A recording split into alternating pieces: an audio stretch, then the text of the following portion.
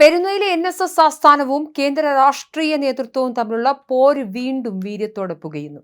ഡൽഹിയിൽ മന്നം സ്മൃതി മണ്ഡപ ഉദ്ഘാടന ചടങ്ങിൽ ഉപരാഷ്ട്രപതി CP രാധാകൃഷ്ണനും കേന്ദ്രമന്ത്രി സുരേഷ് ഗോപിയും നടത്തിയ രൂക്ഷമായ വിമർശനങ്ങൾക്കെതിരെ തെല്ലും വിട്ടുവീഴ്ചയില്ലാതെ തിരിച്ചടിച്ച് NSS general secretary G. Sukumaran Nair.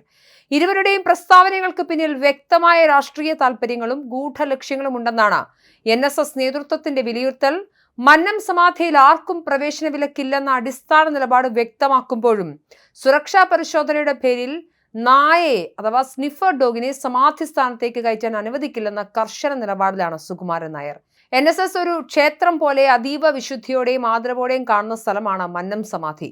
അവിടെ പ്രോട്ടോകോൾ പാലിക്കാൻ എന്ന പേരിൽ നായയുമായി വന്ന് പരിശോധന നടത്തുന്നത് അംഗീകരിക്കാൻ കഴിയില്ലെന്നാണ് NSS നൽകുന്ന പരോക്ഷ മറുപടി.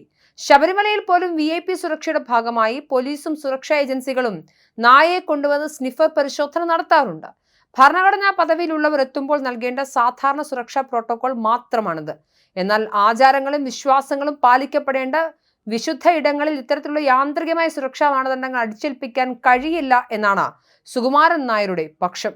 ഡൽഹി NSSന്റെ ആഭിമുഖ്യത്തിൽ നിർമ്മിച്ച മന്ന സ്മൃതി മണ്ഡപത്തിന്റെ ഉദ്ഘാടന വേദിയിലായിരുന്നു ഉപരാഷ്ട്രപതിയും സുരേഷ് ഗോപിയും NSS നേതൃത്വത്തിനെതിരെ ആഞ്ഞടിച്ചത്.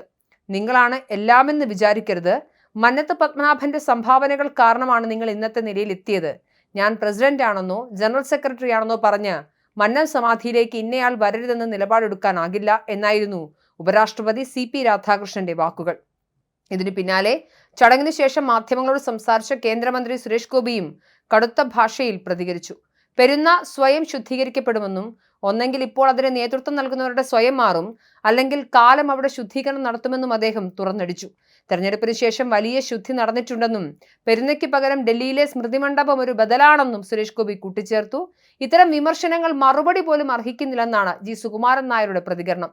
കഴിഞ്ഞ ഫെബ്രുവരിയിൽ കേരളത്തിലെത്തിയ ഉപരാഷ്ട്രപതിക്ക് പെരുന്ന മന്നം സമാധിയിൽ പുഷ്പാർച്ചന നടത്താൻ അനുമതി നിഷേധിച്ചതായിരുന്നു പ്രകോപനത്തിന് കാരണം. എന്നാൽ സുരക്ഷാ പരിശോധനകളുടെ ഭാഗമായി സമാധിയിൽ നായയെ പ്രവേശിപ്പിക്കുന്നതിനെ എതിർത്തുകൊണ്ടാണ് അനുമതി നൽകാതിരുന്നത് എന്നാണ് NSS നൽകുന്ന സൂചന. അതുപോലെ തന്നെ 2015 NSS ആസ്ഥാനത്തെത്തിയ സുരേഷ് ഗോപിയെ കാണാൻ സുകുമാരൻ നായർ വിസമ്മതിച്ചതും വലിയ വാർത്തയായിരുന്നു.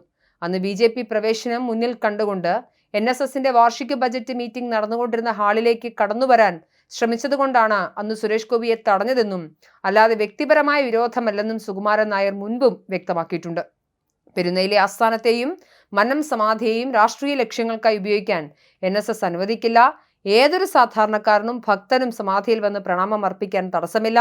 എന്നാൽ ഔദ്യോഗിക പദവികളുടെയും VIP സുരക്ഷയുടെയും പേരിൽ സമാധിയുടെ വിശുദ്ധി തകർക്കുന്ന രീതിയിലുള്ള പ്രോട്ടോകോളുകൾ അനുവദിക്കില്ലെന്ന ഉറച്ച നിലപാടിലാണ് NSS മുന്നോട്ട് പോകുന്നത്.